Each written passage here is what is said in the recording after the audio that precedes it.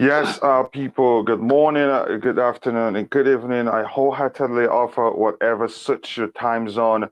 It's another Blue Morning show, and today we will be touching a whole lot of stuff. We will keep an eye on the UEFA Champions League quarterfinals draw to be sure we keep you all updated on who Chelsea draws. And we also talk about the current situation. We will talk about the sale of the club, who are the front runners, the new entrants into it, and I hope you sit back and enjoy the show. So let's get into it, people.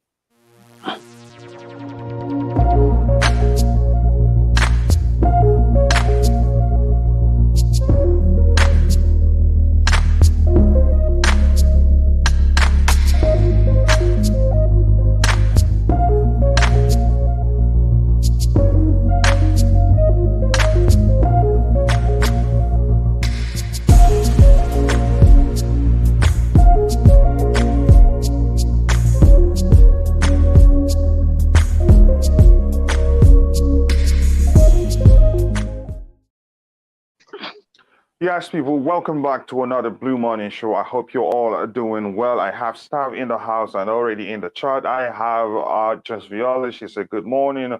Morning, Coachila. Blue morning to you, Just Viola. We started earlier today because we want to keep our fans, our followers updated right there here. We don't want them to miss the UEFA Champions League draw. So we'll be touching on that as well. Staff, coming to you. And what team do you think Chelsea will most likely meet, be playing in the last in the quarterfinals? That's interesting. It's a bit well. There's 3 English teams, 3 Spanish teams, and a German team, and I'm not sure. I can't remember. On the Portuguese team, Benfica. I'd like to meet Benfica. Benfica would be my choice. You'd like to meet what team? Benfica. Benfica. Why is your Benfica? Why is the Benfica the team you'd like us to meet? Any reason for that? Because they'll be I'm not going to say they're going to be easy, but they're the easiest proposition as it stands. And even if we don't win the Champions League, we need to be getting money from another round. So we've got to get to the semis to keep that money flowing in. So you think it's necessary because Bruce Buck's statements say we're good financially until the end of the season. So I'm not fearful of whether cash comes in or not. You were going to say something? Yeah, I'm counting the cash because of the quarterfinal being behind closed doors, and that was the last minute after Bruce Buck had made his comment. So I'm just adding that into the mix because Bruce Buck wouldn't have known about the behind closed doors. So that makes a lot of sense. So because the Champions League quarterfinals will be played behind closed doors, that will affect us financially. And your argument makes sense here. So probably maybe his statement cost them to facilitate that restriction. Do you think that's the case? Because I remember you saying something about maybe they didn't want to make a statement because they're just being careful not to incur more problems. Sorry? Sorry about that. Go on. No, I said maybe that's probably the reason why they were reluctant. They didn't want to make a statement before. Yeah, possibly because it would lead to another thing. Look, can I just drop out for 1 second? I'll be back in a minute, right? Yeah, go ahead. So while we wait for staff to come back in, I think we'll be talking about things we'll cover. Like I said before, we will be following the UEFA Champions League draw. That's important to us and also our followers. So we will make sure we're updating you on what's going on. So we won't let you miss anything. That's why we will be covering that too. And also we'll be covering the fact that there's a new entrant into the bidding, you could call it bidding war, but that's not really what it is. About Chelsea, the purchase of Chelsea Football Club. It's a British company Let me see if I can share my screen and so that I can show you all the things we will be doing today. But it's going to be a great show, and hopefully we'll get a good draw. But whatever team Chelsea Football Club gets in the last remaining 8 teams, I think will be good. And in the list of the teams, I think I can share this. Let me share the screen here to show the teams that are still left. All right, let me share my screen.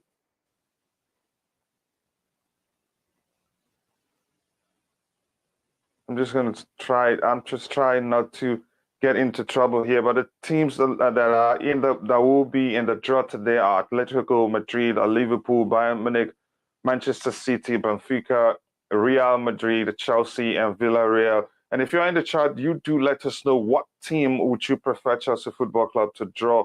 For me, I think the bigger the team, the better for us, because we've learned for the crop of players that we have here that the more it looks like it's going to be an easy game for us, the more difficult it will be for our boys to do well. So I don't have any preference for any particular team, and I'm not scared of any team because we've proven that the bigger the team, the better we do. So, Stab, you were saying something about you preferring us meeting Benfica, and why do you say that is? I just think that they're the most suited for us to play. I don't want to play an English team because then it becomes a lottery, right? So Man City and Liverpool become a lottery. I'd rather they played each other. They played each other, and we had to deal with them later. The Spanish clubs, they'll be difficult. I think it's Real Madrid, Atletico Madrid, and Villarreal. So Villarreal would be okay because we've already played them, but they did okay. They did okay against us in the Super Cup. So that's just my preference. I'm not saying it's the best one or the worst one. Yeah, but they're really Villarreal is really a tricky team to play against because they are well drilled. They are very well drilled and very different. You see what they did to Juventus. Yeah. Yeah. Although you could argue Juventus, Juve had a lot of chances, but still they were not able to, be as dominant as they are usually in games. What if we get Real Madrid in the quarterfinals? What do you think?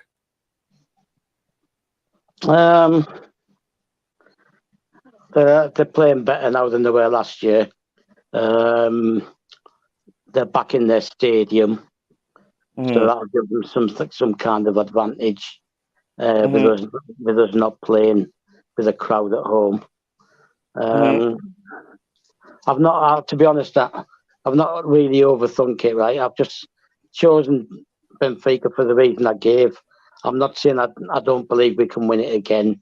It'd be a bigger achievement than winning it last year if we do, because of all this surrounding noise and retaining it's difficult. Nobody, I think only Real Madrid have managed to retain it.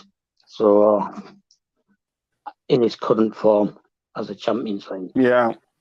If you're in the chat, let us know what team do you think we will most likely meet in the quarterfinals of the UEFA Champions League. So, Stab, coming back to you, what teams can we play against and what teams can we not play against? No, we can play against everybody. It's an open draw. No exception at all. Has he always been like this in the quarterfinals, or did it change? No, it's always been like this. The last 8's always been an open draw. They're going to do the draw for the quarterfinals, and as soon as that's concluded, they're going to do the draw for the semi-finals. So you get to know that your next 2 opponents. So we could play Liverpool or Manchester City. Yep. So either of the two, which would you like us to play? Possibly Man City, because we've played them twice and they've beat us twice, and I think we're too good to lose to them 3 times. So that's just a quirk of thought. But I mean, most people would say Liverpool because of we've had basically 3 draws against them, so that leaves it open ended. I don't know. Sometimes I have a weird thought process, but this time I've tried to avoid overthinking everything because there's just too much garbage going on, isn't there? It's just too much. Yeah, there's quite a lot going on. Quite a lot going on. So you prefer Man City? I say would get a better chance to beat Liverpool because Man City they look more organized defensively, even though they play a high line. But whenever we play Liverpool, we've been able to bypass their high line because they seem shaky defensively. They're not the best defensively. You will get quite a lot of chance whenever you play Liverpool, but you have to put them away. If you don't put them away, then if they get a chance, they score for sure because they have the best attacking set in the Premier League. If you ask me, what do you think, Stav? Well, Liverpool have the best attacking. Yeah. So that's why I think, I'd say, but you get the chance in terms of defense. They're not good defensive. What do you think about their defense? But to be honest, it's become even worse since he added Diaz. I don't know if he's cup-tied or not, because I think the rules on being cup-tied have changed as well. So it's possible he can play. So it makes him stronger in the attack. And whilst Liverpool are shaky, we're not exactly scoring lots of goals, are we? So we're not conceding too many, but we're not scoring enough. Also, that's our problem. So that's why playing against Liverpool will be a serious issue for us because we don't score. But there's hardly a game that Liverpool plays that they don't score. So I don't, like you said before, I really do not want us to play any of the English teams.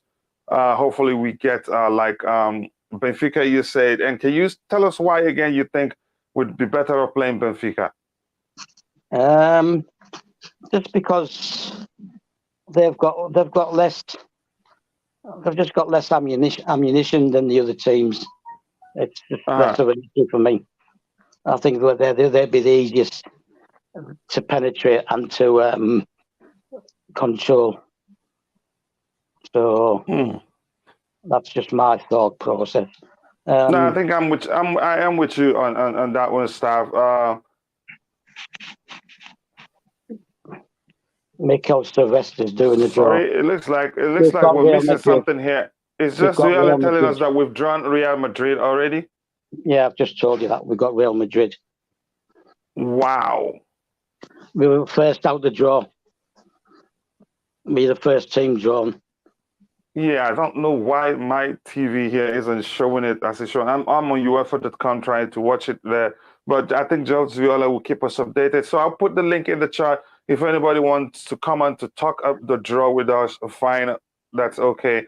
But in a bit, we'll be switching to another topic. So, Stav, since it's Real Madrid now, how do you think we can deal with that? Because it's not going to be an easy game. They've changed. And Carlo Ancelotti, he does know how to drill teams to perform as a unit. I know you don't like him that much, but he's give him credit. He's good. I never said that. I never said that. I didn't say. I just said I know you don't like him that much, given his approaches. So what do you think? Right. I didn't say I didn't like him. I didn't say he's not a good coach, right? But for the Premier League, he wasn't adaptable enough, right? Man City have got Atletico Madrid. Man City got Atletico Madrid. That's a tricky game for them to. But let's talk about our game first, and we'll talk about the Man City's draw. How do you think we can overcome Real Madrid? With great difficulty, because, like I said, it's us playing behind closed doors, and they've got the advantage of a crowd. This whole thing's ridiculous. Right? It's unfair. It's ridiculous, and not a level playing field. How is it unfair that we draw Real Madrid? No, the fact that we have to play behind closed doors, not that we've drawn Real Madrid. Oh, go ahead. You're making good sense there. Go ahead, Stav. Yeah, not the fact that we've drawn Real Madrid. Forget that. The fact that they have the advantage, right, of their home game having a crowd, and probably we probably won't have any fans there either, right? Because we wouldn't be allowed to sell tickets. I'm pretty sure that's what the case is going to be, right? And it's just like, and then we got to play at home without supporters. Okay, they won't have any there either. Villarreal have just drawn back. Villarreal have just drawn by Munich. So can you explain that restriction even better? Now, you said at home we're not going to have our supporters in the stadium, right? Yeah, it's behind closed doors. Only our game. Behind closed doors. And will they have their own supporters? No, it's behind closed doors. It's behind closed doors. And nobody has supporters, even away. How about their home? Yeah, they'll have supporters. It's only our games that are behind closed doors. Our home games. Yeah, Benfica have got Liverpool. Yeah, I'm seeing it now. It's on the screen now. So I'm asking, it's only in our home games that we're not going to have supporters. Is that what it is? We're not going to have supporters, period. Because our next game is behind closed doors, right? We're highly unlikely to be allowed to sell any tickets for the away leg. So Chelsea fans won't. I would imagine won't be present at either leg, right? So that's an advantage straight away. The reason for behind the closed doors, right, is the fact that the EU has sanctioned Roman, and UEFA are saying that they need to stay in step with the EU, right? It's an over-the-top level of hypocrisy. It doesn't matter that EU have sanctioned Roman. What's it got to do with the club? Same with the English government, right? The UK, right? What's it got to do with the club, right? You're sanctioning the owner, right? He's not allowed to receive any funds, right? So it's ridiculous. And they've got their own thing about governments getting involved, right, in leagues and that. And they've done that in the past themselves, sanctioned and stopped the league. So what they're going to do, they're not going to stop their own Champions League, are they? So they've just decided, right, let's basically keep the EU happy and we'll sanction them. It's at the moment, as it stands, it's only the quarter-final, right? And they're saying it's until the ownership changes. But there's going to be a quick... You've explained that before. What do you think? Okay, we've talked about our draw. I was asking you, I think you alluded to it a bit. How do you think this game is going to pan out, given the way that Real Madrid, they play now, they're well drilled, but they don't dominate game as they should. But even games they don't play well, they win. I think they're different animal now than they were on the Zenit and Zidane. So what type of a game do you think it will be? Difficult, because we played them last year, so they're going to have revenge in their eyes as well. So their players are going to lift themselves. I think we've now got this siege mentality. The players are starting to believe that it's the world against us. So which is also a very good advantage for us. But go ahead, I'll come in when you're done. I'll let you know what I think about that. Well, I don't know. I've been cheesed off since I heard it. Right, I can get the UK government doing something, right? But not UEFA. Even the EU, I understand that, right? Because it's a political thing, that. But bringing it into the sport, it's just not. I'm not having it. It's not good enough. I can't be dealing with it. Here's something you say that I like, that our players now, they have what you call siege mentality. And if you look all those times that we've won the Champions League, we've had one issue or the other. You get my point now. There's never a time, that is the two times that we've won the Champions League. It's never that we had issues during those seasons. So I think I'm not really worried that much, if you ask me. Nick Blue, welcome to the stream. What do you think about us drawing Real Madrid? Yeah, look, really, Can you hear me? Because I don't know if I'm clear here. Yeah, we can hear you crystal clear. Yeah, I could just about hear you. Yeah, really, it doesn't matter who we get, because if whoever we get, we can beat. Me personally, I want Liverpool, so we can get revenge. I'd rather Liverpool than anyone else, really. I want to knock them out as soon as possible. And, it doesn't matter who we get, good team or bad team. You have to beat the best. Let me ask you this. You'd prefer us not... Nick, can you hear me? I'm saying you'd prefer us not meeting Liverpool in the finals. Is that what you're saying? Have you seen the draw? Sorry? Have you seen the whole draw? Yeah, I'm looking at it too. I'm just setting up something here so that I can share my screen. Stav, would you rather us play Liverpool later, or you just... Well, it's gonna be later now, isn't it? If we're going to play Liverpool, it's going to be in the final. Would you have preferred us playing them now? No, I'm okay with a one-off game, which we proved in the Carabao. Right, league games are one-off games, so I'm all right with it being in the final. And to be honest with you, they have a good chance as well. I think they'll get past Benfica, and I think they are capable of beating Bayern Munich as well because of their attack. Right, so, and then Liverpool got good midfield as well. They've got a strong midfield. It's not just the attack. The midfield have to be strong to allow the attack to play the way they do. So, and I might add that Tuchel said that he wants Liverpool because he wants revenge for the Carabao, and he said we'll definitely meet them at some point. So whether he thought they're gonna get to the final, and he hopes and he thinks we will, I don't know. But that's what he said. He said he wants Liverpool because he wants revenge for the Carabao. Yeah, honestly, if everything goes well, I think we're capable of making it to the final. We have strong enough squad, and like you said, one thing I like about that squad right now is that we have a siege mentality. You understand? So we feel like it's a world against us, and I hope that the players feel that's the way the fans feel right now. That will go a long way. So yeah, Nick, go ahead. You were saying something before you were kicked off. Yeah, I'll come back in. Yeah, I couldn't hear what you were saying.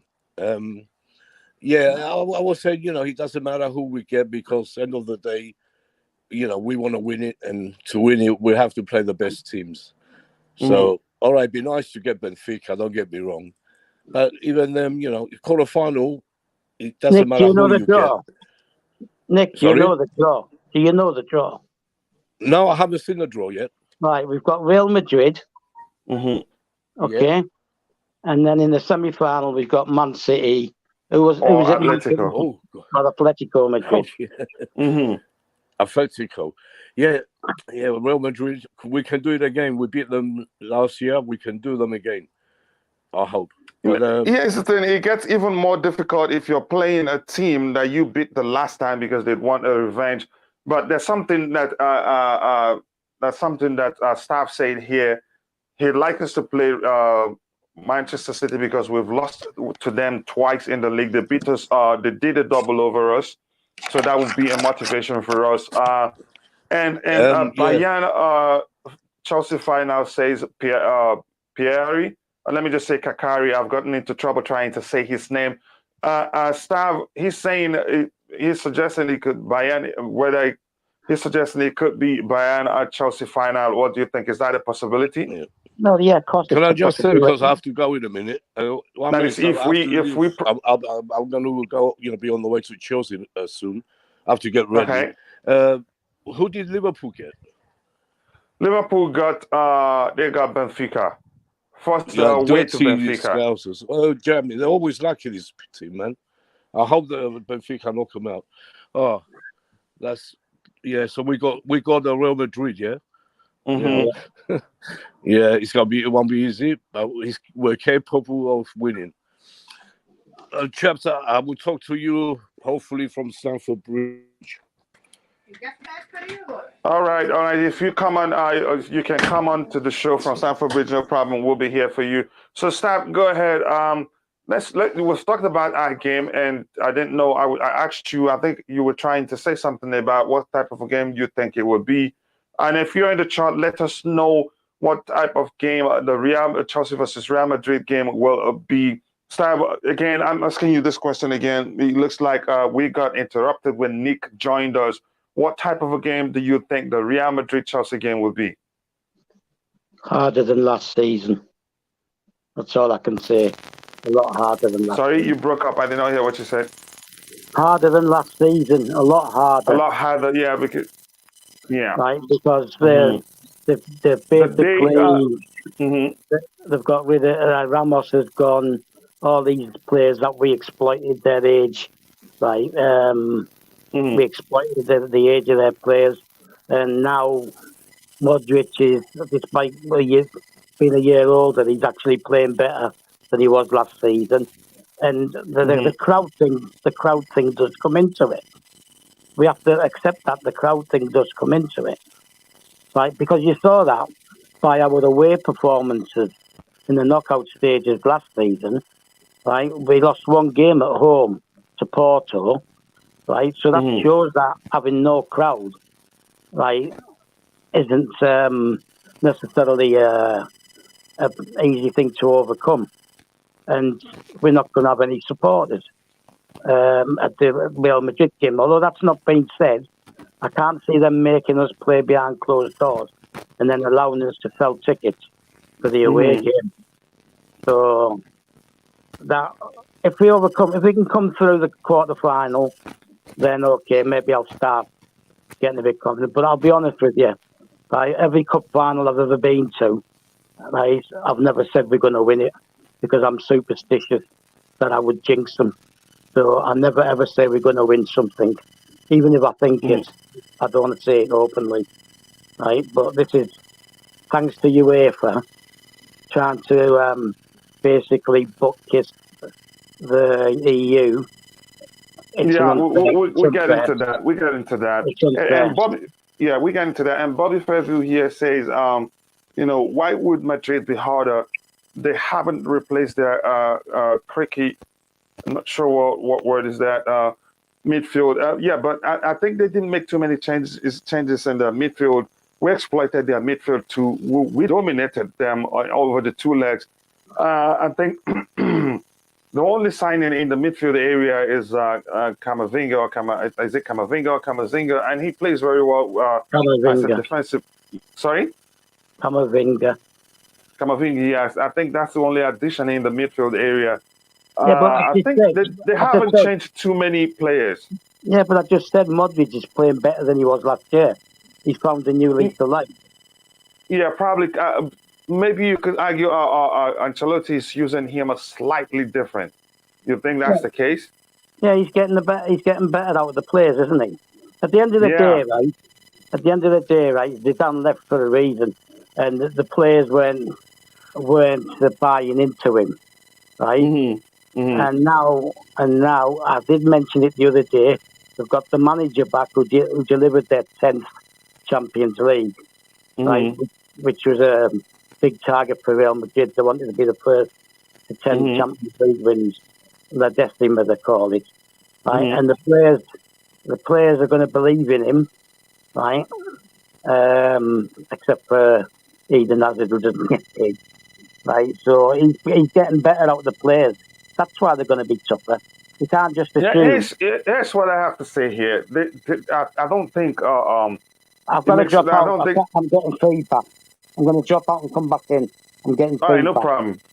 No problem. So, like, I was going to let staff know that I'm not sure. Like Bobby mentioned here, I don't think we'll have issue playing Madrid. And again, what I like, there's something staff did mention before you guys joined us, is that we have what he calls siege mentality. It's a war against Chelsea now, and I think the players feel like that. You can see them, kissing the badges. You can see their faces, knowing, we have to do this at least for the fans, for the club. I think they're motivated to be successful this season.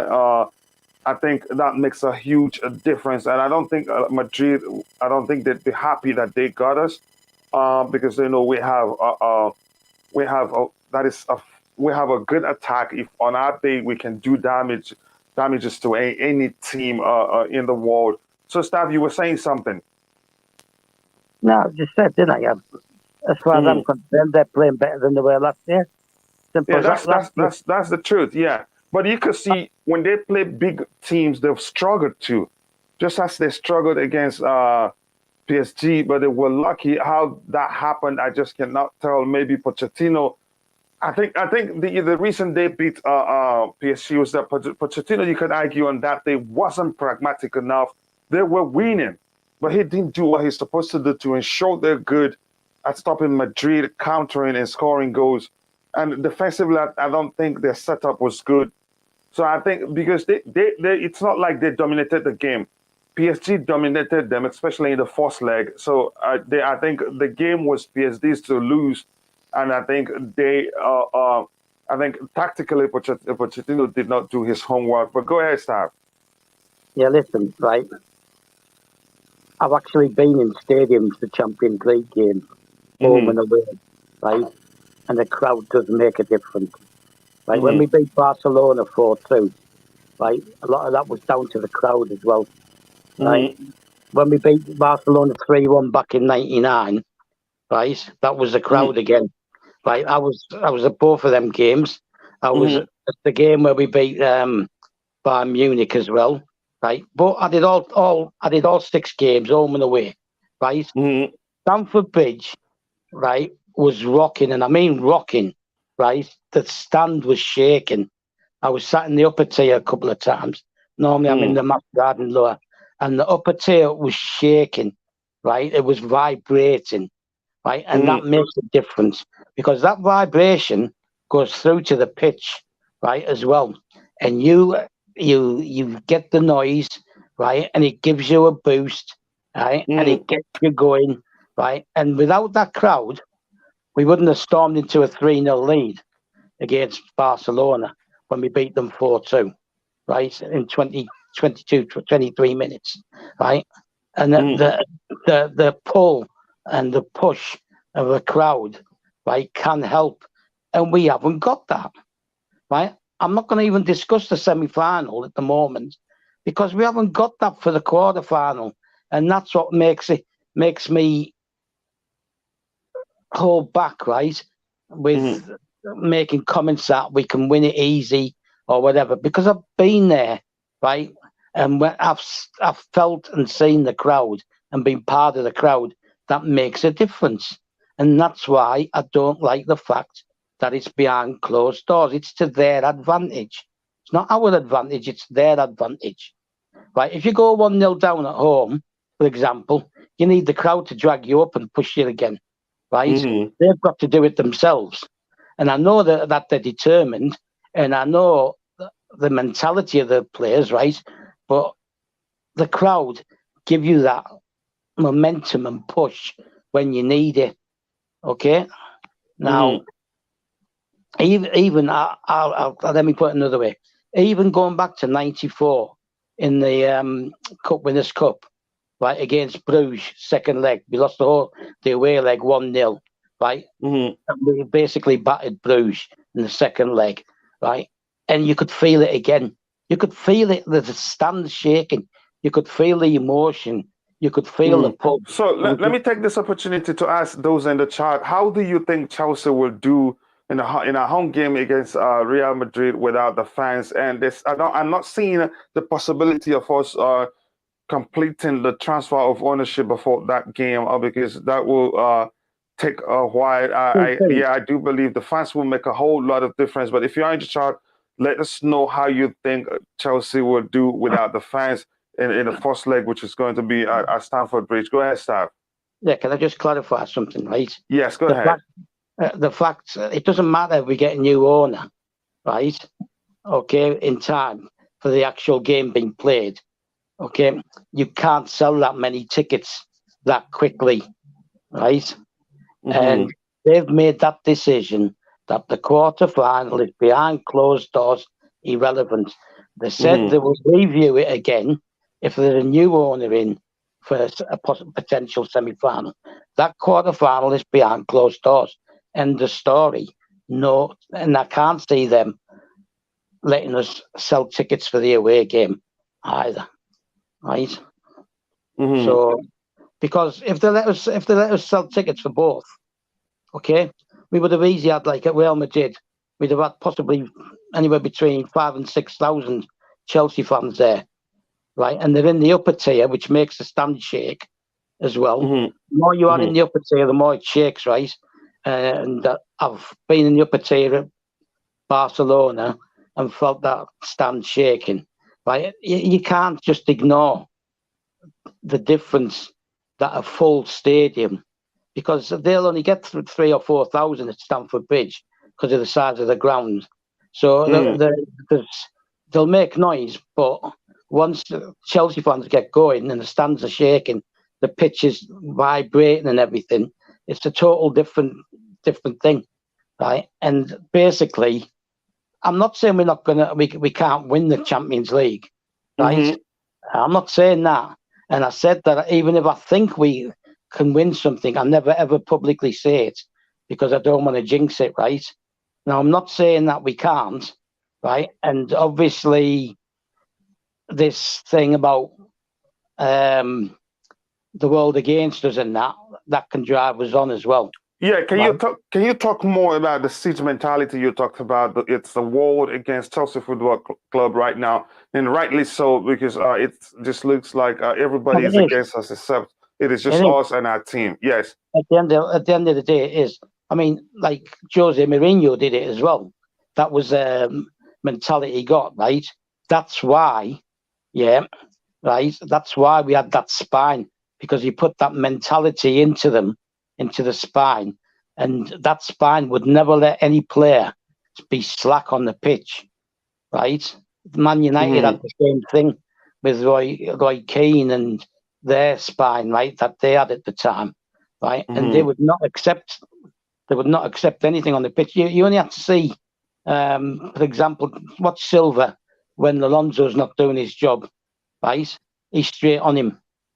Okay, same with Sarr. They're not doing the jobs.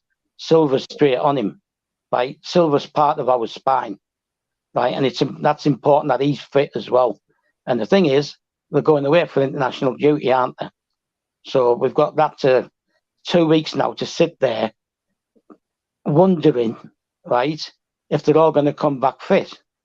That's why I hate international week. I like international weeks because I actually get to go out of the house and go to watch football, right? But as a Chelsea fan, I hate it, right? I hate that someone's going to come back and they're going to be injured or whatever, or they're going to arrive back late and they won't get considered to be picked, that kind of stuff, right? If they arrive back on a Thursday or Friday and we're playing Saturday morning, forget that player being in the team, right? I know that's not going to apply to the Champions League, right? I just don't want to jump the gun and say, yeah, it's a definite or whatever, right? And yeah, we with that siege mentality, we could fight back, right? But the problem is, without a crowd, and if you go behind 1-0 early on, right, then the situation's totally different. All right, now let's talk about the Man City Atletico Madrid pairing. I'm seeing even people in the chat, I think, especially our Phantom of Many Topics, is already thinking that Man City will make it through. Atletico Madrid is a tough animal to deal with. I think they're capable of frustrating Manchester City, and they have a good goalkeeper that even when you get past their defense is always done. That is made some war. Yeah, Oblak. He's a brilliant goalkeeper. The only thing I don't like about him is his ball playing capabilities, but in terms of stopping shots, I think he's done quite well for them. And Atletico Madrid, defensively, they defend as a unit. And you wouldn't even get a chance to have a go on their post because they are that good. So, Stav, I know Man City can get frustrated easily if you're able to. Just like the last game, who was the people they played in the Premier League the last time? It was a draw, and they could have lost. It was Crystal Palace, right? Yeah. And also remember, Crystal Palace didn't defend really deep. They played their game too. At times they were coming at Manchester City. They were unlucky not to have won that game. So I think Atletico Madrid has even more better squad to frustrate Manchester City and hit them on a break. What do you think about that pairing there? Yeah, but Crystal Palace beat them at Man City as well. Right? Exactly. And it wasn't like that all they did was defend. Listen, we have to establish that. Yeah, it wasn't that all Crystal Palace did was defend. They played their game too. So I'm thinking now, given that Manchester City that are playing Atletico Madrid, who are good at frustrating opposition teams, and they're good at they attack with blistering pace, and before you know what's happened, they're at your goalpost, and they have fine finishes too. So how do you think that one will pan out? If you're in the chat, let us know how the game against Manchester City, the pairing against Manchester City and Atletico Madrid will pan out. And also, if you want to join the panel, the link to the panel is in the chat. You can jump on it to tell us, express yourself. Go ahead, Stav. Right, look, don't equate league form with Champions League form, right?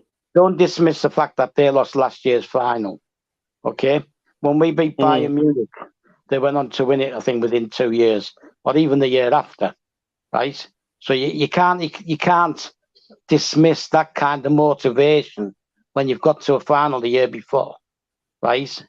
And then just dismiss it, okay? Don't equate league form, because early in the season, Oblak had a save percentage of 22%, right? And if you remember, when Kepa was getting destroyed by the media, he had a save percentage of 55%.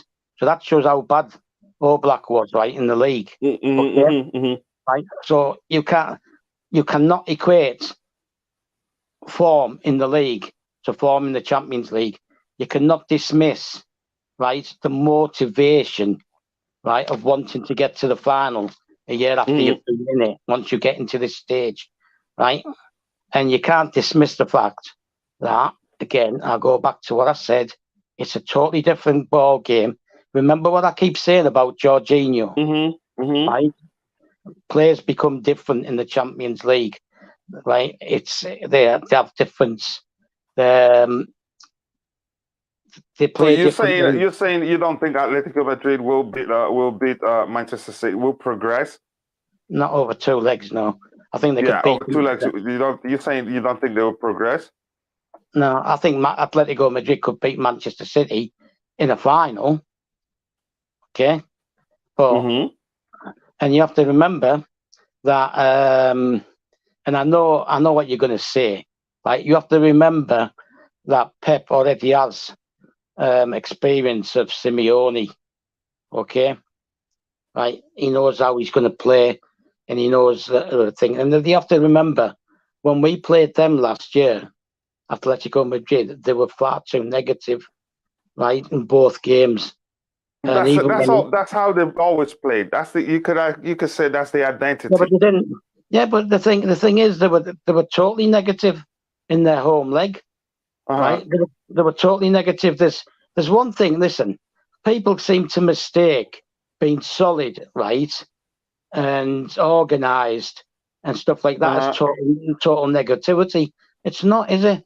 Because they had Suarez, right, who'd lost his form, right? So the outball was gone, wasn't it? Their ability to counter-attack wasn't as great as it would be normally, right? They had Saul playing. I can't remember if he played against us, but they were using Saul as a left winger, right? So that means it's just like it's the motivation, right? When you get close the previous year, and then you're back in it again into the last 8 again the following year, the motivation becomes stronger and different, right? And yes, Atletico Madrid will want to prove a point, right? And probably play better than they did against us, right? But Man City got to the final and lost, right? And they know, let's be honest, right? That we won that final, but it was a lot close. It was really close final, which could have No, gone either way. but this one, we'll hear now. Who do you think will progress? Do you think Man City will progress, or do you think Atletico Madrid will progress? Man City. Given everything you've explained. Yep. Okay, how about the pairing of Villarreal, Bayern Munich? Who do you think will progress? Bayern Munich. Far too much. It sounds that simple to you. Yeah, far too much over 2 legs. Far too much. We struggled to beat them in the one-off. Let's be honest, in the Super Cup. We struggled to beat them in the one-off. Well, we didn't beat them. It was a draw, wasn't it? Right? Yeah, it was a draw, yeah. So what do you think, really? What do you think will happen? I think Real Madrid will go, Bayern Munich will go through. Okay, how about the Benfica Liverpool pairing? Who do you think will progress? It's simple, Liverpool. And the reason I think it's Liverpool is that at some points during the game at home, Benfica against Ajax, Benfica were really lucky to get away with the draw, right? And then away, they scored a header from a set piece, and Ajax were missing some players. So it's not because they beat Ajax, it's because I watched both games, right? And I don't think they're going to have the same. They'll have difficulties in both legs, but in the second leg, Ajax were missing 3 or 4 players, and they didn't take their chance to close the tie in the first leg, and I can't see Bayern Munich doing that. Yeah, I think it makes sense. Andy, okay, now let me take some comments here. This season, also Chelsea will win UEFA Champions League. Mark my words. Yes. Sange. I hope I say your name right. Let me just call you Sange. I believe that, like Stav mentioned before, the club, the players, the fans, we have a siege mentality now. Unfortunately for us, in the first leg, we're not going to participate. We're not allowed to sell tickets, and the game will be played behind closed doors. But the players already, like Stav mentioned before, they have a siege mentality. They see it as the war against Chelsea Football Club. And Sange, if you haven't, please subscribe to the channel. Always good to see new faces here. I appreciate you saying that. And don't forget to drop a like on the video. And Verna Iswala logging down, my brother, long time. I haven't seen you in a while. He says, yeah, we're seeing that. We have that on the screen, and nice to see you here. And Chichi, how are you doing, kiddo? Here, it says Madrid plays home first, Chelsea home. No, who plays home first, Stav? We will, because we look at it. That's what we have on the screen here, yeah. We are home first. Sorry? We were drawn first. Yeah, exactly. So we'll play, and if you look at the placement in the screen, on the screen, you'll see that we'll play home first. Chichi says, Kochi, are you worried about Madrid? Here's why Stav is worried, because he highlights the fact that they've changed the way they play. The truth is, Real Madrid are a different animal under Carlo Ancelotti. They've aged quite well. They've aged quite even more there, but they've added a few new blood from the academy. They've added Camavinga. They have Vinicius Junior, who's on fire. But he's also always been on fire. Just that Carlo Ancelotti, his approach is a bit different, and he's tactically good. But I think we will find a way to beat them. I think we'll progress to the semifinals. I don't think there will be an issue. They still have the same midfield they had before. The new addition there is just Camavinga, and I think Tuchel does know how to play him. I think he's come against him before. So I'm not really concerned that much now. I'd be concerned if we had drawn teams like Villarreal and Benfica, because the truth about Chelsea, what we call what's that term again? There's something that I already said here before, that to me it's a phenomenon that should be started. The charity FC factor, it is real. It does affect us when we play smaller teams. It just seems as if our players take them for granted and don't take the games seriously. But when we play big names, Yeah, that's especially true under Thomas Tuchel. When we play big teams, you see the best. You see our players at their best. I think we'll overcome. I think we will beat Real Madrid. It's not going to be a high scoring games because we don't score too many, but and also we don't concede a lot. I think that's good to see. This is just we are exchanging pleasantries with Chichi Eze. And just Viola, I will teach you how to say hello to Chichi in my native language. Chichi Eze says they've changed it because Atletico Madrid and Real cannot play the same night. Was it changed? Possibly. Oh, okay. Yeah. So Iswara is correct. Could possibly be correct.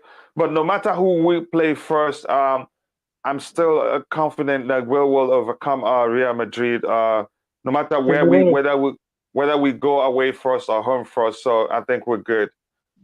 It relates to TV. Sorry. It relates to the TV. It's related to TV schedule, so they can make more money. Yeah. Okay. No. It's to do with not being able to show two teams from the same country on the same evening. But it doesn't mean anything, does it? It just means that the draw could still be the same, right? And then one lot play one week, and then the other lot play the following week. It doesn't mean that I'm not saying that they haven't changed it altogether, but it doesn't mean that we're going to be away first, right, or anything like that. Okay. Right? Just means that they'll split them up, and one lot will play one week, and then the other lot will play the other week. That's how we're still playing home first, right? Is that what it is? That remains the same? I think so. And that for me is an issue because of the crowd. Okay, I think they're saying the same thing. Probably we'll play away first. Suarez says they've reversed it because two Madrid sides play away, Atletico play a home second leg because qualify as Spanish champions. Okay, that makes sense now. I'm going to continue reading the comments here, and then soon we'll switch to the topic about the sale of the club. Chiche says, imagine Vinicius against Alonso. I don't think we'll risk playing Alonso in that game. But now you're scaring the heck out of me, Chichi. And and just reality says, oh no, and we won't have a home advantage. Yeah, but it doesn't really matter. These guys are professionals, although the fans will make a difference. But then again, if you remember what staff says, the siege mentality, because it just seems right now the truth is it's the world against us, the pundits against us, it's UEFA against us, it's the FA against us, it is the British government against us. So they owe it to the fans to achieve something big this season. And I think if you see the way they play, even though they're not playing really, they're not at their best, you'd see that the spirit to win the game is there. I think we will go far in the Champions League this season. And okay, I will learn Igbo. That correct? Yeah, you will. You should learn Igbo. But I will start by teaching you how to say hello in Igbo language. It's also good to play home a second leg. I think, yeah, that's usually the preference of many. Some coaches prefer to play away first, but I think that's irrelevant now, given that the away goal rules doesn't count anymore, right, Stav? Not necessarily, because if you go away, yeah, and you manage to get a result, it means you can be more reserved in the second leg at home. You're not right when you're playing at home. The onus is on you to attack, right? Unless you're somebody like Atletico Madrid, right? The onus is on you to attack, right? When you're at home. So if you can go away and get a result away, and then your second leg's at home, it means you can be more sort of relaxed. You'll be more relaxed. The crowd will be more relaxed and won't get on your case. And also, you don't have to go gung-ho. So that would suit us better. Right? If we're away first, that would suit us better if we can get a result. But then again, you still haven't got a crowd. You can't just dismiss that. I said about the siege mentality. I accept that, right? But you cannot dismiss the fact that we're not going to have a crowd. Last year, it was everyone. It was the same for everybody, right? The same thing for everyone. Now it's different. It's only us. The other 7 have their own supporters there, and they will have away support. You can't dismiss totally, right? Unless you've been to a game, right? In the Champions League in a full house, you might not really understand what it gives you, right? I'm not having to go at people who haven't been. But all I'm telling you, right, you've got me on here to try and be, shall we say, methodical and be precise, right? And it does make a difference. And I'm not doing that just to scare you, right? Because you always think that I'm doing something to scare you, right? No, I'm really not scared. I have to be honest with you. I'm not. Yeah, it's a massive deal that we don't I'd be have. scared. I'd be scared if we had drawn. I'd be scared if we had drawn Benfica, because I've talked about it a minute ago. That I'm concerned, really concerned. I'm usually concerned when we play smaller teams, because I think it's something that has to do with mentality of the young players we have on the team. They seem to underperform whenever we play teams that we, the fans, believe, oh, it will be a walkover, or we just mop the floor with them. That's an assured win for us. That's when I usually get concerned. So I'm really not concerned now. I've refreshed the page, and the fixtures, it doesn't look like they swapped who played first and who played second on their main website. But that's, by the way, we'll get back to that. So you're concerned about yeah, from Phantom says, let's go through the comments again. Big question in shootout situations. Do we trust Mendy or Kepa? Gustav, you go ahead. You take that one. Well, why are you giving it to me? Right? Listen, I'd say, I think. Okay, let me say something first. If you, then I'll let you come in. The fact remains, we've seen it time and time again that Mendy, in terms of stopping penalties, he's not the best at that. But there are things he thought he can do better than Kepa Arrizabalaga, and also there are things Kepa Arrizabalaga can do better than Edouard Mendy. Both goalkeepers complement each other in good ways. In terms of stopping penalties, I think we're better off with Kepa Arrizabalaga. He's proven that before.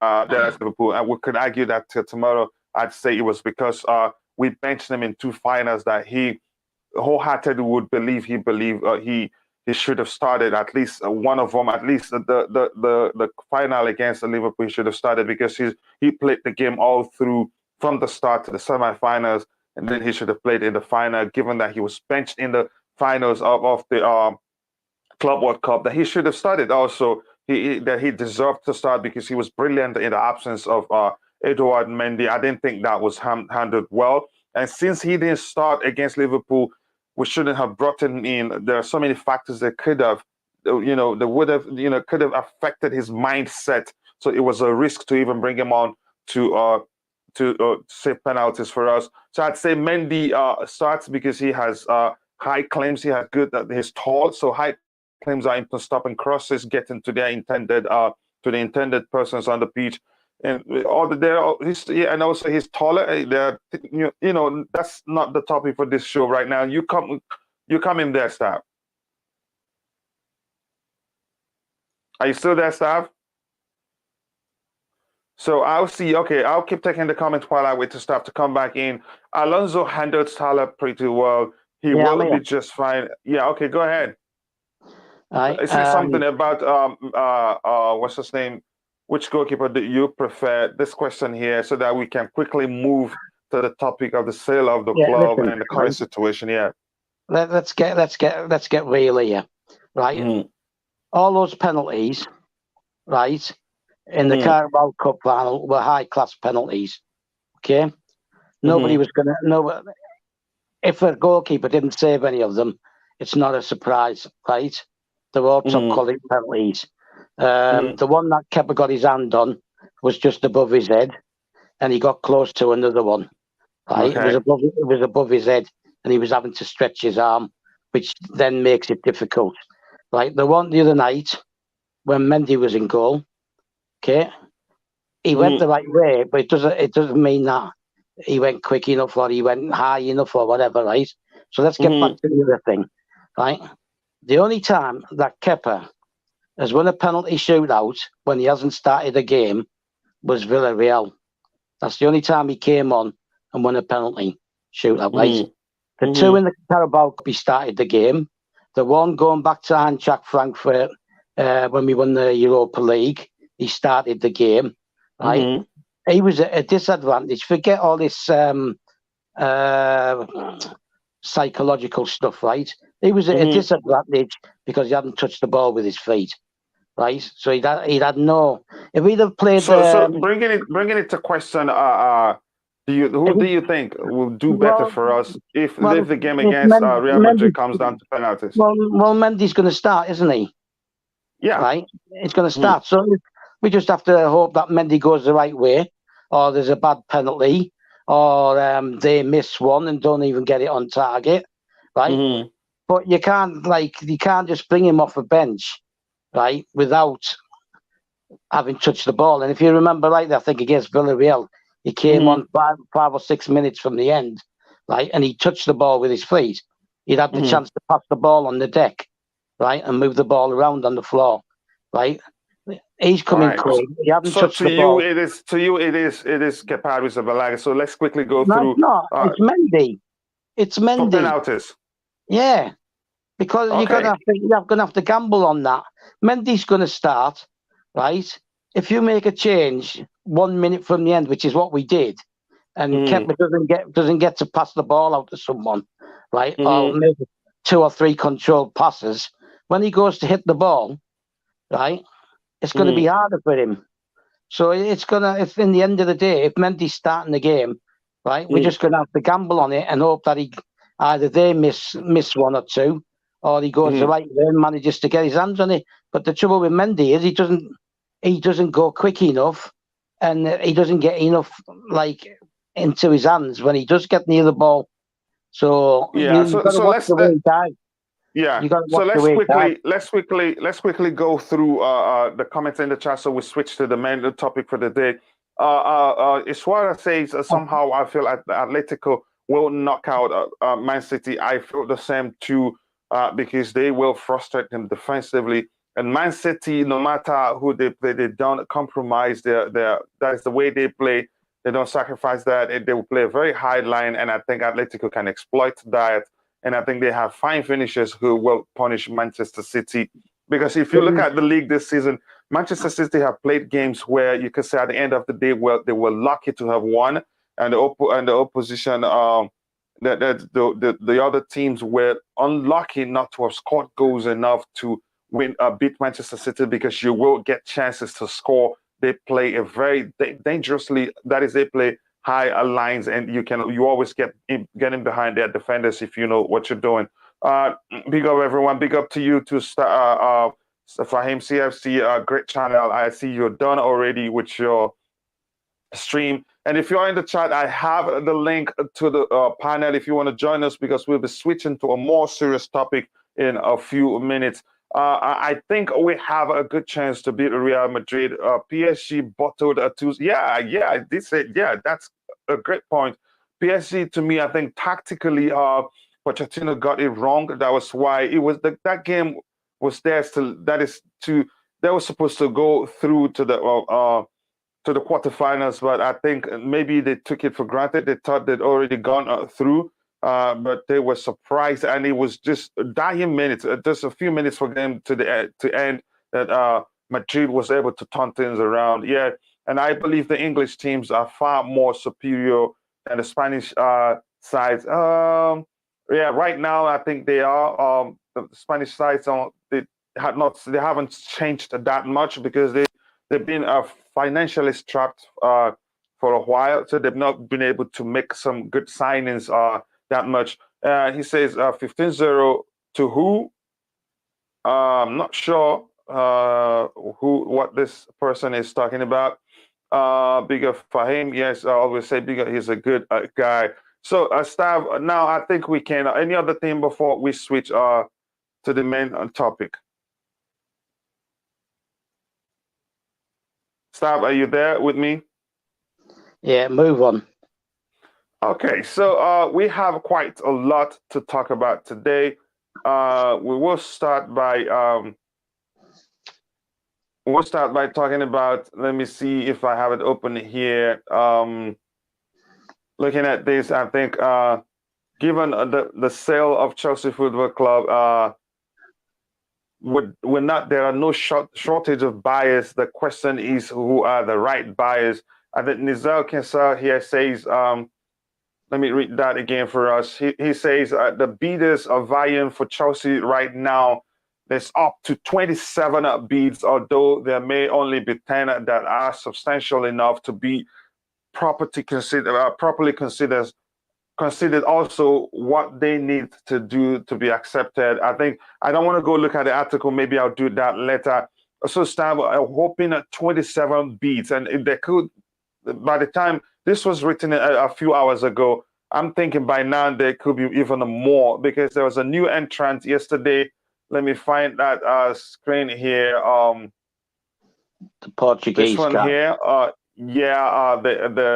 They're called the Aethel Partners, led by this guy. What's his name? Ricardo Santos Silva. So, what do you get? Any update from your end, Stav? And do you want to talk about the new entrant? Yeah, he's Portuguese, and basically he stated that the first thing he's going to do is, if he wins, is keep Thomas Tuchel. But right, there is a big but. Right, it closes at 9 p.m. UK time, 5 p.m. East Coast time in the US, because 4 hours behind there from the UK. From what I've heard, they're going to whittle it down to 3 or 4 over the weekend, and then by Monday or Tuesday, whatever it is, they're probably going to announce who it is. They've told everybody who's putting a bid in that you put one bid in, right? So make sure you've got the right bid, because you won't get a second chance to put another bid in because of the need to sell the club quickly. So everybody who's coming in is coming in with the only bid that's acceptable, right? They can't come in later and say, oh, well, we want to add this and we want to add that. Okay. There is another bid, but it's not to buy the club. It's to buy a 10% share from whoever wins it, right? And that's John Terry and Claire Rafferty, who's an ex-women's Chelsea player. And they've got other backers. It's not John Terry putting the money up by himself or Claire Rafferty. They're the face, right? And they want to buy a 10% share from whoever wins it in exchange for somebody being on the board, right? And they're called True Blue, right? So basically the people who are going to be backing them are going to be people who are involved in Chelsea one way or the other, right? Whether it's fans or whatever. JT and Claire Rafferty, they're just the faces of it. It's the same thing with some of the other bids where they've got Seb Coe and Gianluca Vialli involved. It's not that they're putting money in; it's that they're high-profile faces and Chelsea fans, right? So that's why they're being involved. Nobody's saying Vialli's putting money in. So people who dismissed it yesterday that he hasn't got enough money, it's not him putting the money in, right? His company's been involved because they've got experience of developing club. Here's the thing. I think for me, I'm not really concerned about any company. You want me to say that I think the Saudi group's the favourite? Now, I don't expect you to say anybody is the favorite, because we're not at the table with them. Going through the supporters' favourite. It's a supporters' favourite. Most supporters want the Saudi group. But as I said yesterday, don't get too carried away, because it doesn't mean they can instantly come in and spend 300 million on the team or whatever. No, it's not that straightforward. And if I can comment just to take care of this comment on the screen here by Phantom. He says he wants the Saudi media group, since they made a commitment to pay Rudiger's asking price. That's just a speculation. Like as I said before, none of us have been to the table where they do these negotiations. We've never been with the Saudis where they talked about the offers. And just to make you understand why I always make it, make sure I say that these things are all speculations. We're hearing that the Saudis, they haven't even put in a bid yet, that their bid comes in today. That is, if they haven't done so already. But a week ago or so, it was all over the media that they already had a bid for something $2.6 billion. So now the second, the fact that it's going around in the media that their bid will come in today means that the other stuff we talked about were all lies. So we just have to be careful how we talk about these things. And also, it's not that simple to give Rudiger what he wants. The FFP, that is the Financial Fair Play for short, has been tightened even more. It will include salary cap. Sorry, go ahead. Can I say something here, right? Mm-hmm. I don't care what people are promising that they're going to, right, look, I want Tuchel to stay, right, okay? Mm-hmm. I'd like Rudiger to stay, yeah, but all that is irrelevant, right? Finding the buyer who's going to do the stadium, put some money into the team, and put the club on sound footing comes first, right?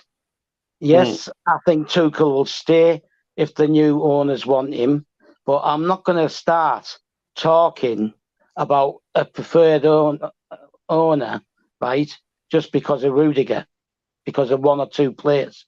I'm not going down that road, right, because I know where Phantom's coming from. Phantom's coming from because Rudiger's his favourite player.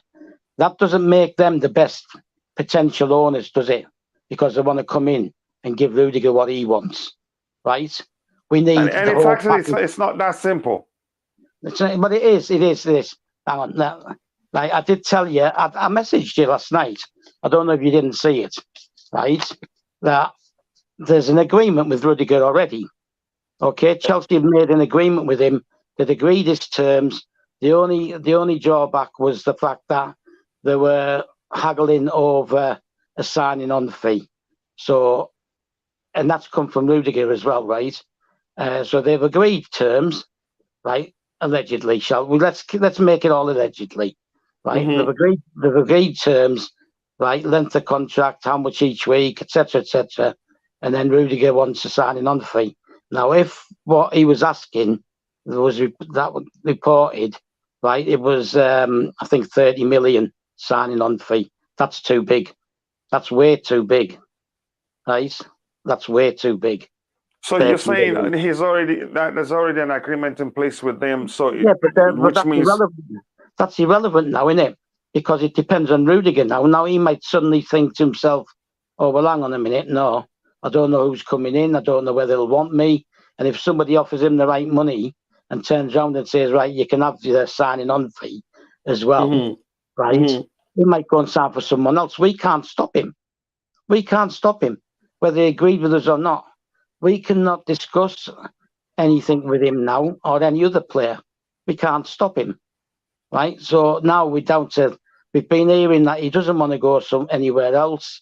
So let's just hope that he's willing to hold on and wait till June, right, when a new owner can discuss with him, right? Marina might be still involved in some way, shape or form, right? Yeah, so and again, that's by let's keep the Rudiger thing. I think, like we've established, it's not for me. I don't think it's that simple, and I think you can agree with that. Since you're saying the fact that he's already had an agreement with the club is irrelevant at this point.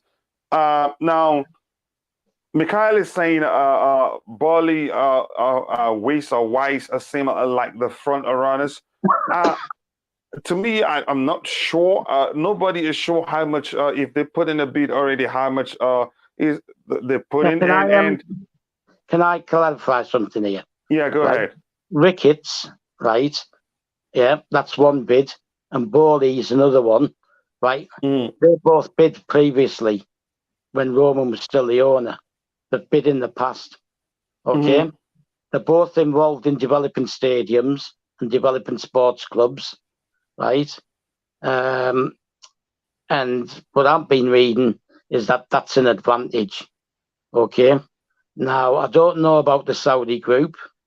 I do remember reading somewhere that they've built a stadium themselves in Saudi, right?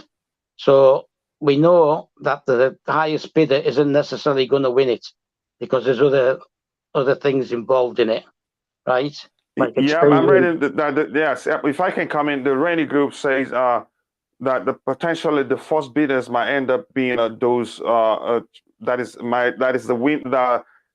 the new owner might be picked from the first bidders because there's no time. I think I read that too. You go ahead. Right, so that's what I've read, is that anybody with previous experience may well have an advantage, okay? Because they don't want someone who's going to come in and then like have too much to do to build up the club, right? So listen, nobody knows anything, and we're not going to know anything until after the weekend, right? We don't know who's going to be picked. I can't see them announcing at 9 o'clock, 10 o'clock tonight who's won the bid, because Rain have to consider they're going to trim it down to 3 or 4 out of anybody who puts a bid in. Then they've got to consider all aspects of their bids, right? And then they've got to report to Marina and Bruce Buck, and they're going to have an input. The British government are not having any input whatsoever in it until after, right? Once somebody is selected, then the British government want them to make a presentation. Well, Rain have to make the presentation as to why they picked them, and then they'll speak to the thing. But it's already been said. I mean, Boris Johnson's already said that they're not having any involvement on selecting who wins the bid, right? And that they probably wouldn't get involved in anything else, any other thing. They'll just want to know that Roman isn't getting the money, right? Rain and the new owners will decide where the money goes. It has to go into some kind of fund that Roman can't touch. Yeah, right. So there's that as well. With regards to the suitability of any potential new owner, the government's leaving it to the EPL, right? The EPL have said that they can do it within 10, 11 days. So the likelihood is within 2.5 weeks, we'll know whether they've been deemed suitable or not. And then the money has to be paid, because one of the conditions, right, was that they have to show where the funding's coming and prove that the money's ready to go. Has to be cash. No bankers' bonds, no nothing. Has to be cash, right, transfer from one account to another, right, so that they can get on with the sale and move it on. So yeah, okay. Just quickly, I know. I think I read something that they want the sale to be completed as soon as possible, which was one of the reasons why they mentioned specifically that the first bidders might end up just being those considered for the handover. Now, this comment on the to by Just Viola says Nizar Kinsella, that is a tweet from Nizar Kinsella, that Boehly Wyss Goldstein bid to buy Chelsea has been boosted by the involvement of Danny Finkelstein, former UK government advisor, and I think he was an athlete before. Was he the guy? So he's had involvement in. He was an ambassador or something like that. Okay, for this group right now, did I hear that he is a Chelsea fan too? No, I've not heard anything about him. It could be, but I'm not sure. There's also a woman called Barbara Sharon, right, involved in the Boehly Wyss. Her and Finkelstein would be non-executive directors, which means they're not getting paid for it or anything like that, right? And they're not putting anything in. they're just going to be the ones who are going to be on the board.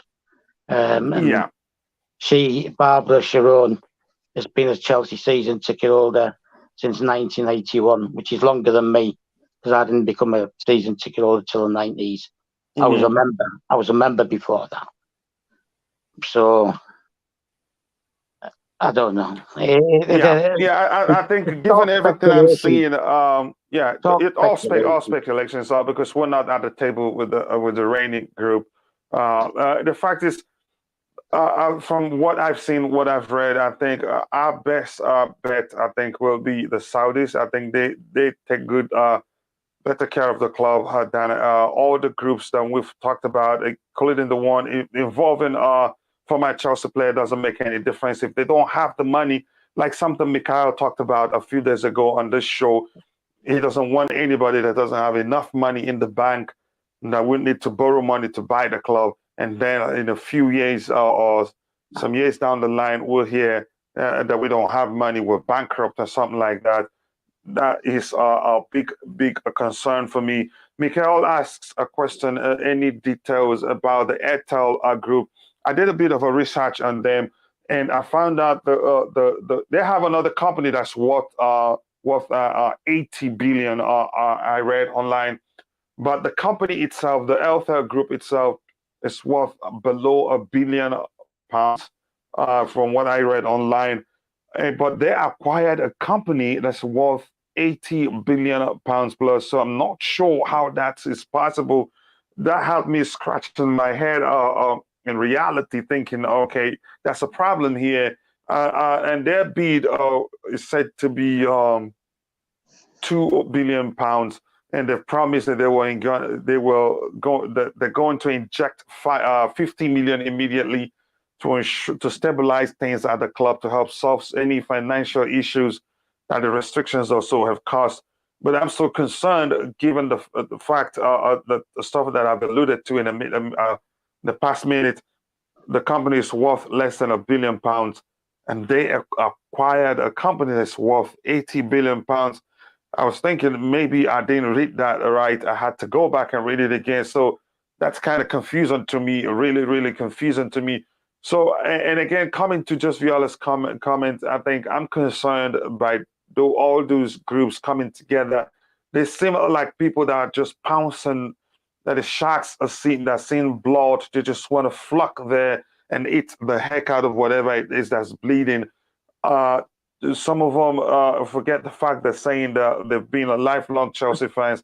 I'm still really concerned. I don't think they have the success of the club has had. They seeking a profit, especially the Americans. If you ask me, I still don't want Wyss or Weiss or however you phrase his name to be part of anything that has to do with the takeover of Chelsea. Stab, over to you, please. This is quite annoying to me. I must let you know. What's annoying? The American thing. What, the American thing? All of them that are coming in as a group. Even the Nick Candy group, I don't trust. I thought that interview when he was entering the stadium to go watch Chelsea was arranged.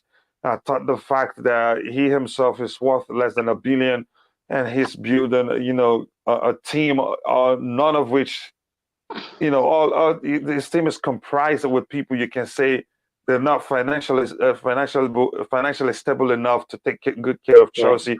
Or do I understand truly how rich that the individual or the groups are? Doesn't really matter, but it's concerning. You go ahead, Stav. I got a question for you, right? Mm-hmm. Feel free to name me, right? Any owners that were like Roman, individuals rather than groups or consortiums. Even the Saudi one's a consortium because there's 3 of them involved. The Saudis have got the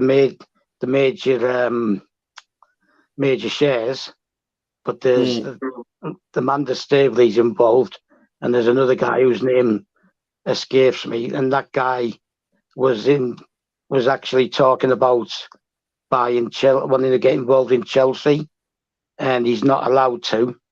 And the Saudis warned him. That's the Saudis own Newcastle. that you can't leave, right? So you're going to have to accept that the likelihood is it's going to be a consortium, right? Yeah, but I'd prefer the Saudis. Here's why I prefer the Yeah, but Saudis. they're still a consortium. There's still going to be a consortium. They are, I know. That's why I realize I recognize that. But here's why I prefer the Saudis. I prefer the Saudis because most likely for them it is a matter of gaining a global recognition even more. I knew nothing. Believe me, you knew nothing about them, and I knew nothing about them until it was made public that Chelsea is up for sale. You get the point now. So what the Saudis seek the most is global recognition, and I think they have the backing.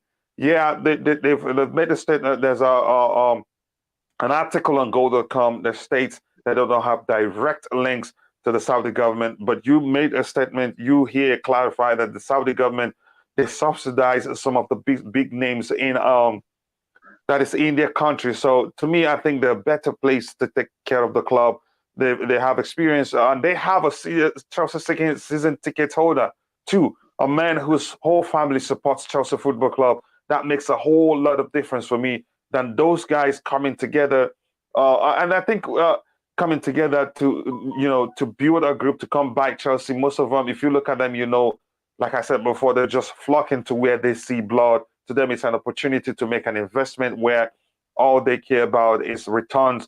And that is the return on air, the ROI, but that is concerning to me. And Chichi, as here says, that's exhausting. Yeah, it is really exhausting. It's very confusing too and very difficult to understand the process. We don't know much about them. Just realized saying something about clients. One of the women includes Madonna. Yeah, it gets even more bizarre. I'm not sure what you mean there, but still, Yeah. That's the woman. That's the woman I mentioned, right? Who's been a ticket since '81. The mention of her being involved with Madonna and some other artists is that she's basically involved in promoting their names and their career, right? It's about promotion. She's not putting any money in, right? Neither is Finkelstein. It's just the use of their experience to develop things, right? So that she was involved in helping develop those people's careers, and that's what they want her to do for the club as well, is develop the club's brand and everything. So they're not putting money in. They're not putting money in. But the thing with the Saudi one, right? Yeah, he's a fan. He's 3 or 4 kids are fans. That makes a huge difference. Well, you just said you dismissed other fans, right? That you're not accepting it that because they're fans, that they're the best thing, right? Now the guy is only worth 1 billion himself, right? It's the whole family, his uncles and his father and all this stuff, right? That are worth 1.12 trillion. But you don't know the depth of their support. You don't know, like, if in 3 years' time he turns around and he goes, right, I need this to buy this player or whatever, that they're going to do it, right? So the thing with and whoever it is, it's going to be totally different from Roman, right? It's going to be totally different. Yeah, that's for sure. There will be a change of culture, which will be there's some shock for Chelsea fans because we've been spoiled for a while. We've been, we've always had it our way. We'll be all Chelsea content creators will say, "Go get this guy. I don't care how much it is. I'm not the one paying for it." Believe me, I know you've heard such statements too, and that's crazy. And we've turned our fans to people who don't really realize. And I'm glad I had a show where we talked about we have to realize that first of all, Chelsea is a business, but we're lucky to have Roman Abramovich. And let me read this comment, and I'll switch to comment about comment from Bobby Fairview. But this is brilliant. This on the screen from Sangay is brilliant. He says, "We know that our club, Chelsea, is really having a tough time right now without owner. We always believe The worst situation today means the best is yet to come tomorrow. Go on, Chelsea. Brilliant. I appreciate you taking some time to type that. And yeah, that means a lot to me. And I believe also to those in the chat. Bobby Fairview says, Coachila, we got lucky with Roman, bro. And when we have a bunch of fans insisting that we need to stay at Stamford Bridge, the only chance we have is to find another owner who will eat the losses. Again, let me just stick with, yeah, we're lucky to have a Roman, and there'll never be another Roman. And unfortunately for us, our fans were so freaking spoiled right now, given the way Roman took care of Chelsea, that we don't know much about reality on how clubs are run. We make fun of other clubs who are run who spend who don't spend as carefully, because the truth is we've been spending recklessly, especially of late. But now we're facing the new reality, and we'll learn the hard way that Chelsea Football Club is first of all a business, and hopefully we'll find an owner who will find a balance between running the club as a business and also ensuring that the club is successful. Can I say something here? Yes. Right? Can Bobby Fairview, right, come and join the panel, right, and tell me what he knows about Stamford Bridge? I want to know where he thinks we can move. Tell me where. Let him go on, answer the question in the live chat, Bobby Fairview. Where do you think we can move? Where are we going to move to? All right. While we wait for a response from Bobby Fairview, if he's listening, I'd like us to look at this comment here. It was DJ Saf that sent me this comment. Probably, there are concerns in the UK about Saudi's the record for women's right, and I alluded to it the other day. I even talked about it in detail, explaining how well the Saudi media consortium or media group have done in terms of employing women. This reads, it is from CFC Delhi, Saudi media consortium, if you like, Saudi media, however you want to phrase it, employs a large number of women, while the country has made reforms that have resulted in the females' share of the workforce increasing to 33%. So overall, that's not bad at all, given that the record was very poor just a few, you can say a year ago or 2 years ago, but a lot have changed. And I think the group is one of those entities in the continent in Saudi Arabia that are pioneering the change to get women involved in leadership roles in organizations and even in the country. And I know women drive now in Saudi Arabia. So correct me if I'm wrong in terms of that, but I think things have changed quite well. I think if they emerge as the new owners of Chelsea Football Club, I don't think we'll have a problem, given the concerns that people have talked about online and elsewhere. Go ahead, Sav, you were saying something. Yeah, they don't care. Right, those people that we need to avoid mentioning too often, they don't care about human rights. We've had that discussion already. They don't care. Right? I watched an interview with Liz Truss, who's the foreign secretary, who's the one who went to Russia and basically wound up Putin. Right?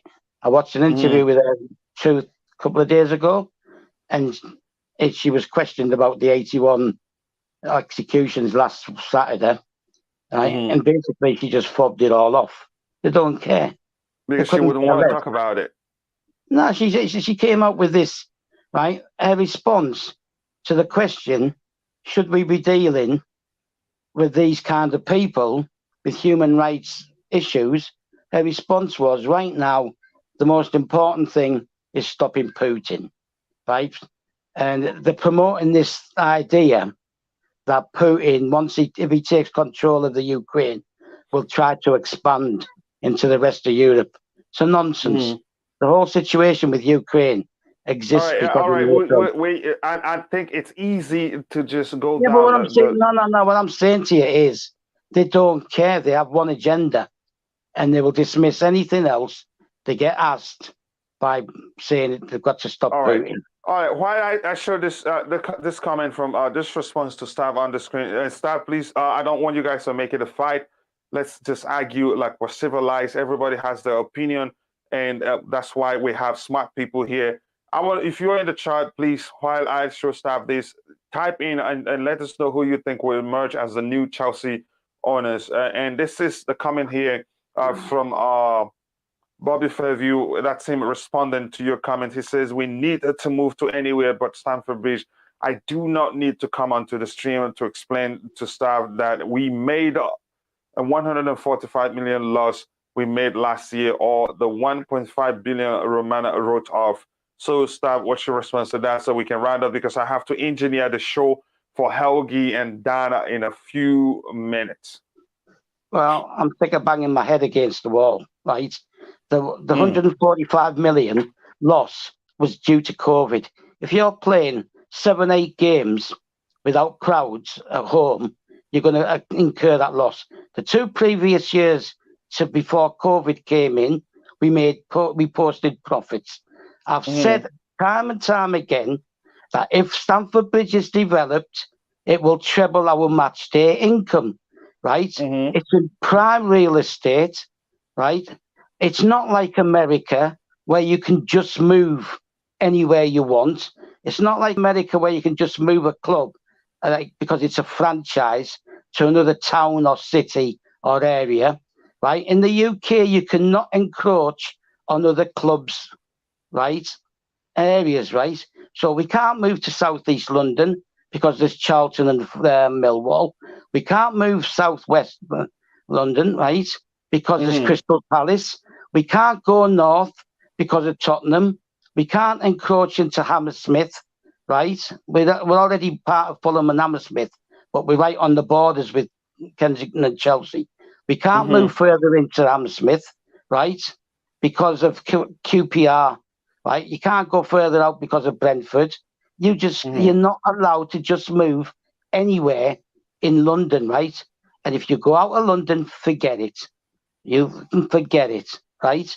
The Bobby Fairview needs to do some research and realise that this isn't the US, right? It's totally different. We don't do franchise sport.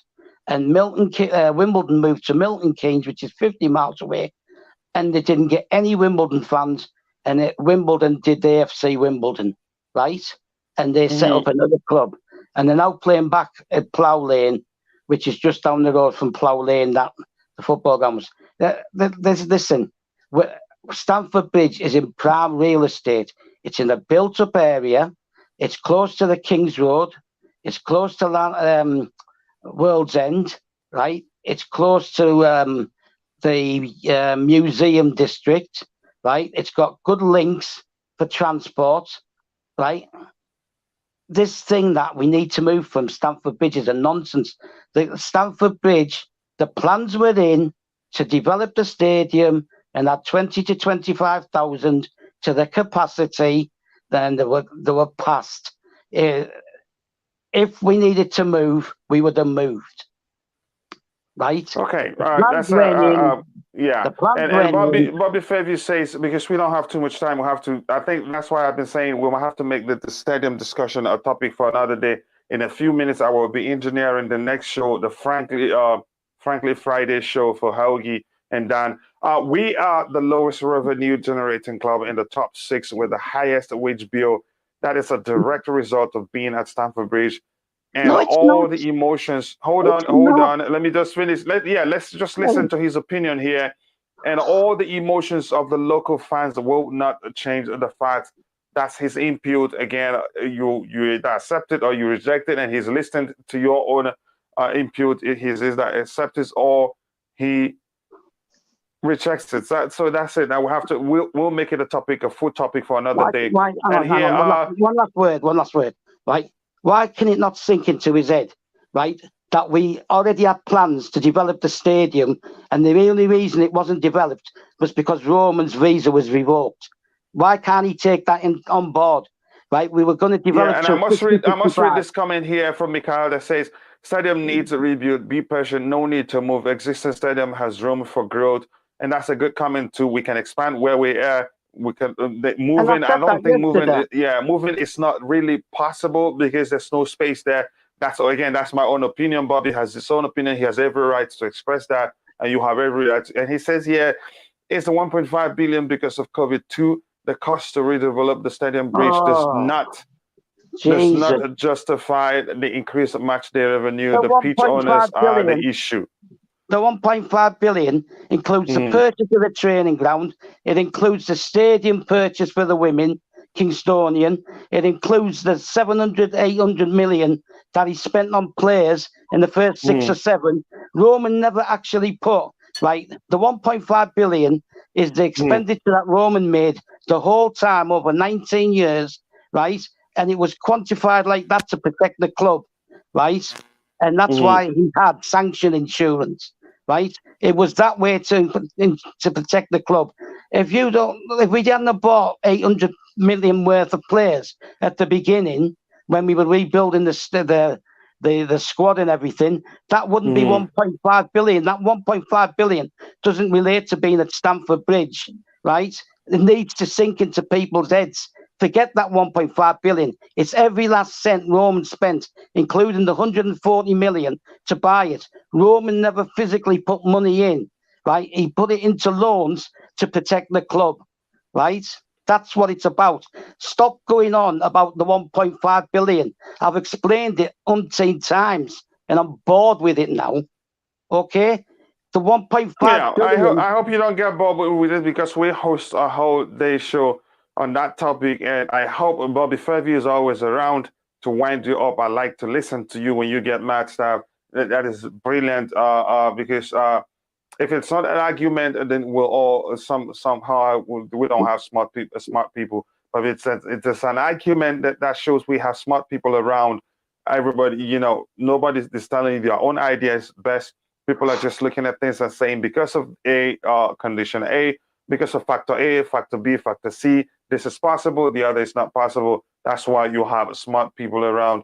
And with that, I say these are large numbers, staff. We are not burying our heads in sand. Those loans are accumulated. Yeah, so that's it. I think with that, we'll call it a day. I have to go get ready for the next show. And I want to thank everybody that remained to the end of the show. Bobby Fairview and Mikhail, who always supports this channel, sends me information to get me prepared for the next show. Just Viola and Sangay, I appreciate you joining the channel.